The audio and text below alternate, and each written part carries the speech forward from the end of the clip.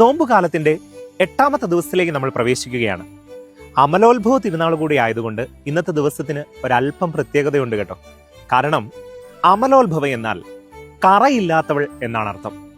പിതാവായ ദൈവത്തിന്റെ അനാദിയിലേയുള്ള പദ്ധതി പ്രകാരം ദൈവപുത്രന് ജന്മം നൽകാൻ പരിശുദ്ധ ദൈവമാതാവ് പിതാവായ ദൈവത്തിന്റെ പദ്ധതിയാൽ അത്ഭുതവഹമായി ഉത്ഭവ പാപമേശാത്തവളായി ജനിച്ചു എന്നാണ് അമലോത്ഭവ എന്ന വിശ്വാസ സത്യം കൊണ്ട് സഭ നമ്മെ പഠിപ്പിക്കുക.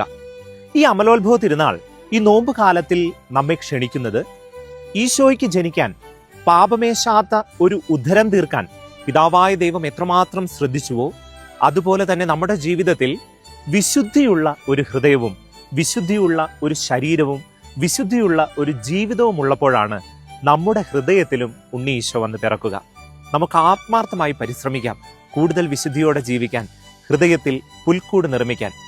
അതുകൊണ്ട് ഈ നോമ്പുകാലം, പ്രത്യേകിച്ച് ഇന്ന് അമലോത്ഭവ തിരുനാൾ ആഘോഷിക്കുമ്പോൾ അമലോത്ഭവ തിരുനാളിന്റെ മംഗളങ്ങൾ നേരുന്നു.